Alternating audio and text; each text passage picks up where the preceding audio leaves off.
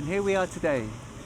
The Palace of Westminster rises before us, its reflection trembling on the Thames like a ghost beneath the water. The light is perfect today, catching its soft stone and sharp edges. Today I'll attempt to tell a story with words but also pigment and water. So why not get out your pens, pencils and paints and join me as we attempt to capture his story of this magnificent building, the Houses of Parliament.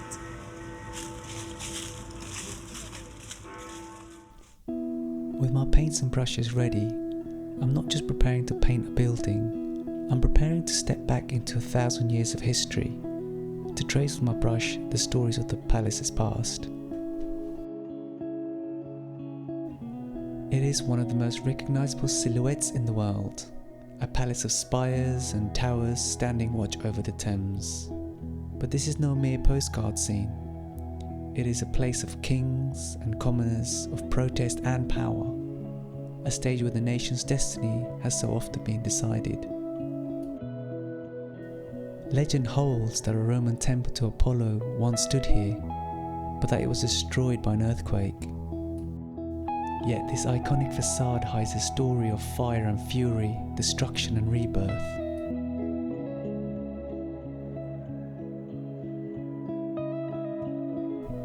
For centuries, this was the site of the medieval Palace of Westminster, a royal residence where kings held court and great feasts thundered beneath the hammer-beam roof of Westminster Hall.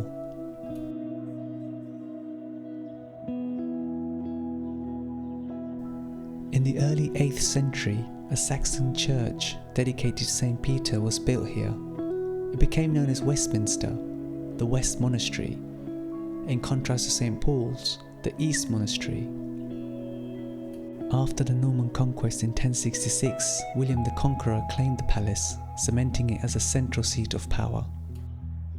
It was right here that the English Parliament first took root, where a new idea of government began to grow. These great councils were first called parliaments during the reign of Henry III in the 13th century. It was also the centre of the Gunpowder Plot of 1605, where Guy Fawkes and his conspirators tunnelled beneath the House of Lords. Caught and found guilty, they were hanged in the very yard they had tried to destroy. But the old palace was a maze of timber and stone, a tinderbox waiting for a spark. That spark came on the night of October the 16th, 1834. The blaze was apocalyptic. Flames consumed the palace, lighting the London sky crimson. Thousands crowded the bridges to watch as centuries of history collapsed in smoke and ash. Among the witnesses was a young Charles Dickens, who wrote of the fire with both horror and awe. When dawn came, almost all was lost, all save one survivor, Westminster Hall, scarred but still standing. But from the ruins, a new vision would rise. A competition was held to design a new parliament, and the winners, Sir Charles Barry and Augustus Pugin, created a Gothic masterpiece, part medieval dream, part Victorian ambition. It is their vision that greets us today, its towers reaching skyward, its carvings, a frozen hymn to democracy.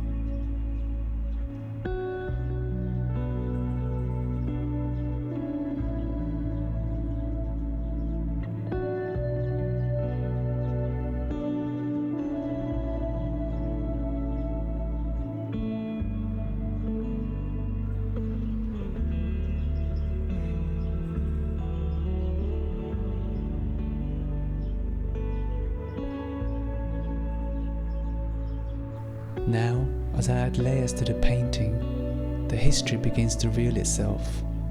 A wash of ultramarine and alizarin crimson settles into the shadows, giving permanence to the stone. Ochres warm the rooftops, grounding the whole composition.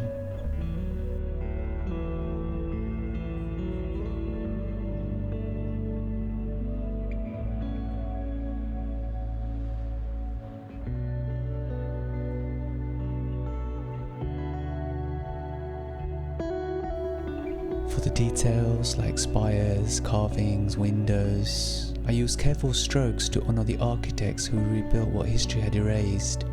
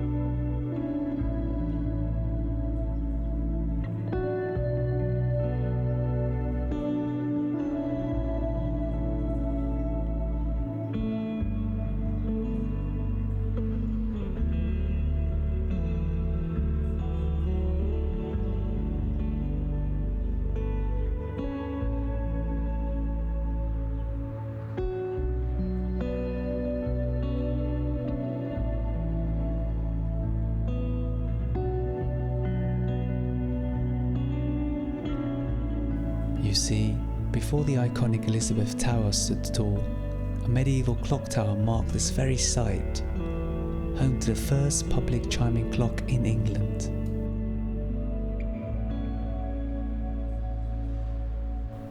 And the bell? That was a whole different story. The first one, cast in 1856, was a total disaster. It cracked during testing. A second bell, now the famous Big Ben, was cast and raised to the belfry.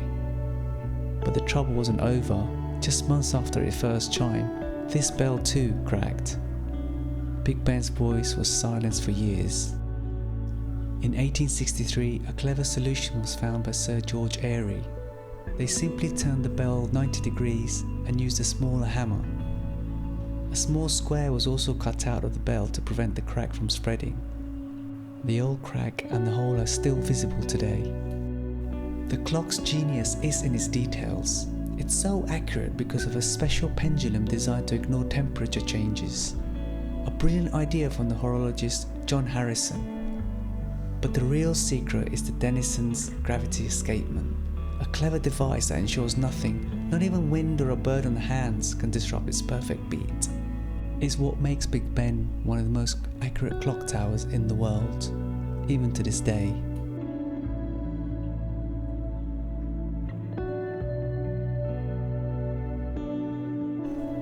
Watercolour, like history, allows no second chances. Once a mark is laid, it can't be erased. Instead, it's built upon, shaped and refined. Just as this palace itself was built upon fire, loss and renewal.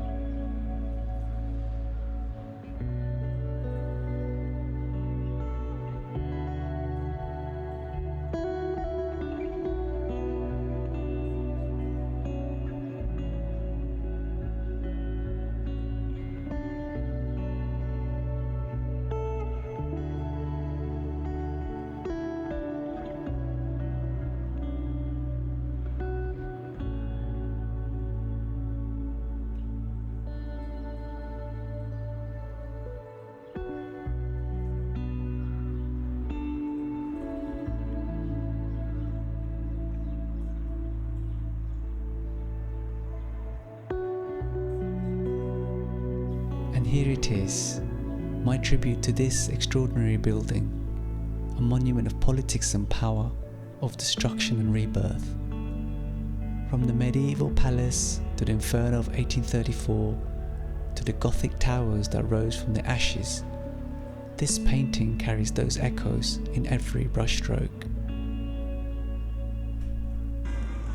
The Palace of Westminster is more than stone and glass. It's a chronicle written into its architecture, a story we continue to live within even today. If you enjoyed today's episode, please hit the like button and subscribe to the channel, and let me know in the comments what iconic buildings I should be exploring next. See you in the next one.